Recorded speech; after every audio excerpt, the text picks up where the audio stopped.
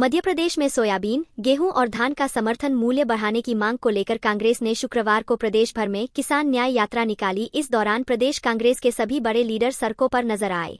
Tractor rally निकाली गई और प्रशासन को ज्ञापन सौंपे।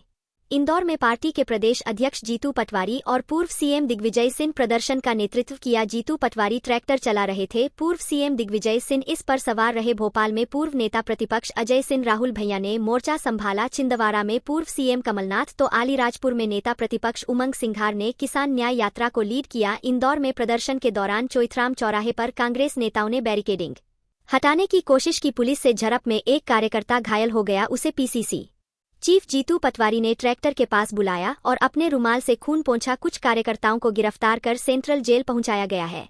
मौत हो गई। मृतक का नाम धर्मेंद्र सोलंकी है। वह बीमा अस्पताल चौराहे पर तैनात थे। इसी दौरान अचानक उसके सीने में दर्द हुआ। वहां मौजूद जवान उसे अस्पताल ले गए, जहां मृत घोषित कर दिया। डॉक्टर्स के मुताबिक जवान को हार्ट अटैक आया था। मुख्यमंत्री डॉक्टर मोहन यादव ने कहा, बिजनेसमैन के प्रति सरकार की दृष्टि टेढ़ी होती है, इसे बदलना है। हमें उद्योग और निवेश आमंत्रित करना होगा। पॉलिसी से भी आगे जाना है तो सरकार तैयार है। एमपी में उद्योगपतियों के लिए सरकार पलक पांवड़े बिछाने को तैयार है। काम कराना है तो मन बड़ा करना पड़ेगा। अपने काम को बढ़ाने के लिए मध्य प्रदेश आइए। मुख्यमंत्री ने यह बात कोलकाता में आयोजित ग्लोबल इन्वेस्टर्स समिट में कही। वे शुक्रवार को इंटरेक्टिव सेशन को संबोधित कर रहे थे। यादव ने कहा कि झीलों की नगरी भोपाल और कोलकाता में तालमेल है। सीएम डॉक्टर मोहन यादव ने कहा कि GIS global investors summit Madhya Pradesh में पहले एक ही शहर में होती थी, हमने इसे बदला। एमपी से कॉटन देश भर में जाता है। रेडीमेड गारमेंट की संभावना है। आपने कोयम्बटूर में इंडस्ट्री लगाई है तो एमपी में भी आमंत्रण देते हैं। माइनिंग सेक्टर, एनर्जी और टूरिज्म सेक्टर समेत सभी सेक्टर में सरकार सहयोग करने को तैयार है। मध्य प्रदेश के अपर मुख्य सचिव विज्ञान और प्रौद्योगिकी विभाग संजय दुबे ने एमपी में आईटी और ईएसडीएम सेक्टर में किए जाने वाले निवेश की विशेषताओं की जानकारी दी। उन्होंने एमपी में मौजूद स्किल पावर के बारे में बताया। उन्होंने कहा कि प्रदेश के 15 आईटी पार्क में 50,000 सुपर क्वालिफाइड स्किल्ड लोग काम कर रहे हैं। प्रधानमंत्री नरेंद्र मोदी के जन्मदिन पर 17 सितंबर को पीएम शहरी आवास योजना 2.0 लॉन्च की गई है। इस योजना का लाभ शहरों में रहने वाले गरीब वर्ग के साथ मिडिल क्लास परिवारों को भी मिलेगा। सरकार ने तय किया है कि जिन लोगों के पास खुद का प्लॉट नहीं है, उन्हें जमीन का पट्टा भी दिया जाएगा। इस योजना के तहत मध्य प्रदेश में अगले 5 साल में 10 लाख नए मकान बनाए जाने की तैयारी है। अलग अलग कैटेगरी में नई पीएम योजना का फायदा इन 4 तरीकों से लिया जा सकता है। अफोर्डेबल रेंटल हाउसिंग के लिए मकानों का पूल तैयार किया जाएगा। ये एग्रीगेटर के माध्यम से होगा। इसमें सार्वजनिक या निजी संस्थाएं शामिल होंगी। राज्य सरकारें एग्रीगेटर के साथ समझौता करेंगी। किराया संबंधित व्यक्ति के वेतन शुल्क या पारिश्रमिक से कट सकता है।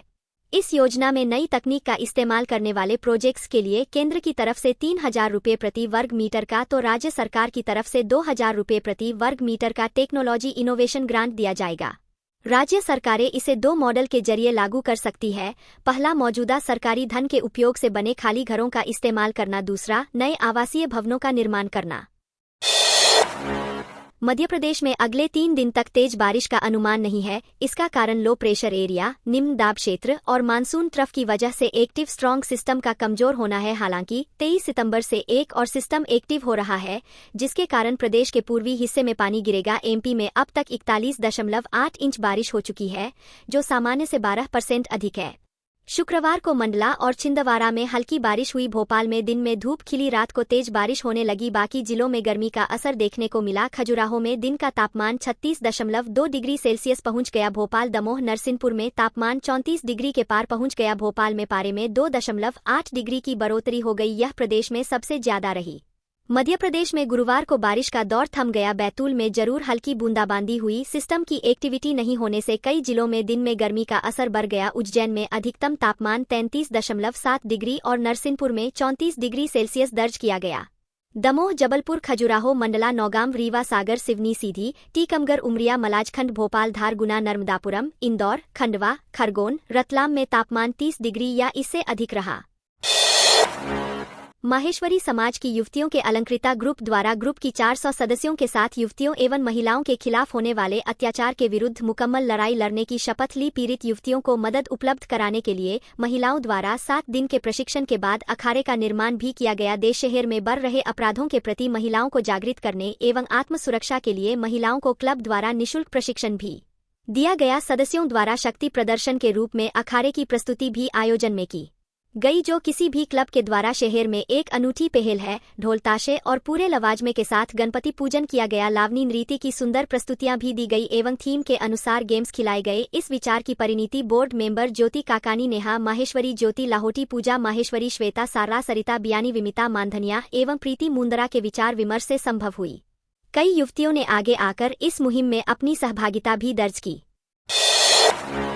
कांग्रेस ने प्रदेश नेतृत्व के निर्देश पर 20 सितंबर को मऊगंज में किसान न्याय यात्रा निकाली गई। इसमें सागर जिले के बंडा से पूर्व विधायक तरवर सिंह लोधी प्रमुख रूप से शामिल हुए।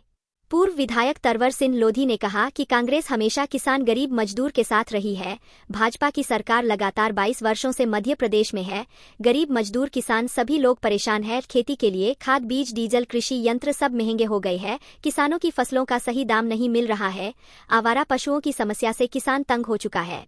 इन तमाम मुद्दों को लेकर कांग्रेस के प्रदेश अध्यक्ष के आह्वान पर प्रदेश भर में यह न्याय यात्रा निकाली गई है। विधानसभा चुनाव से पहले मौजूदा सरकार ने धान का समर्थन मूल्य 3100 रुपये बोला था, गेहूं का 2700 रुपये की बात कही थी, वही सोयाबीन 6000 रुपये करने की बात कही थी। लेकिन सरकार बनने के बाद किसानों की तरफ ध्यान नहीं दिया गया। हमारा सिर्फ उद्देश्य है कुंभकर्णी नींद से भाजपा सरकार जो सोई हुई है उसे अवगत कराना कि किसान परेशान है। इस किसान न्याय यात्रा में किस 500 ट्रैक्टरों के साथ किसान कलेक्ट्रेट आए हैं, सबका समर्थन मिल रहा है और राष्ट्रपति के नाम कलेक्टर को ज्ञापन सौंपा है। किसानों की मांगें पूरी नहीं होती तो इससे भी बड़ा आंदोलन किया जाएगा। इस दौरान पूर्व विधायक सुखेंद्र सिंह बन्ना, जिला अध्यक्ष पद्मेश गौतम, किसान कांग्रेस के जिला अध्यक्ष निपेंद्र सिंह पिंटू, युवक कांग्रेस अध्यक्ष आशुतोष तिवारी, ब्लॉक अध्यक्ष मृत्युंजय चतुर्वेदी, वरिष्ठ नेता राम बहादुर शर्मा भी रैली में शामिल रहे। कांग्रेस ने आज शुक्रवार को शिवपुरी में भी एमपी के सभी जिलों की तरह सोयाबीन, गेहूं और धान का समर्थन मूल्य बढ़ाए जाने की मांग को लेकर किसान न्याय यात्रा निकाली थी। इस किसान न्याय यात्रा में कांग्रेस से जौरा विधायक पंकज उपाध्याय भी शामिल हुए थे। इस दौरान जौरा विधायक ने केंद्रीय मंत्री सिंधिया की ओर से राहुल गांधी पर की गई टिप्पणी पर पलटवार किया है। गौरतलब है कि केंद्रीय मंत्री ज्योतिरादित्य सिंधिया एक दिन पहले ग्वालियर पहुंचे थे, जहां उन्होंने वन नेशन वन इलेक्शन को अच्छा बताया था। इसी दौरान सिंधिया ने राहुल गांधी को लेकर बयान देते हुए कहा, राहुल गांधी ने विदेश की धरती पर साफ कर दिया है कांग्रेस की क्या सोच है, आरक्षण को कांग्रेस खत्म करेंगी, यह स्वयं राहुल गांधी ने कहा है। किसान न्याय यात्रा में शामिल होने पहुंचे जौरा विधायक पंकज उपाध्याय ने ज्योतिरादित्य सिंधिया द्वारा राहुल गांधी को लेकर दिए हुए इसी बयान पर हमला बोला है। उन्होंने सिंधिया पर हमला बोलते हुए कहा कि आपने देखा जनता ने किस तरह से हमारी सरकार बनाई थी और जो गद्दारी का प्रारंभ यहाँ शिवपुरी से जो हुआ था वह फिर 100 साल बाद, उसके बाद हमारी सरकार गिरी, हम अपना डैमेज कंट्रोल कर रहे हैं। कांग्रेस पार्टी खड़ी हो रही है, बीजेपी को निश्चित रूप से मुंह की खानी पड़ेगी और कांग्रेस पार्टी सरकार बनाएगी। जो छवि उन्होंने सिंधिया खराब की है अपनी, अपने परिवार की और अपने पुरखों की, वो अपनी छवि की चिंता करे, हमारी चिंता नहीं करे।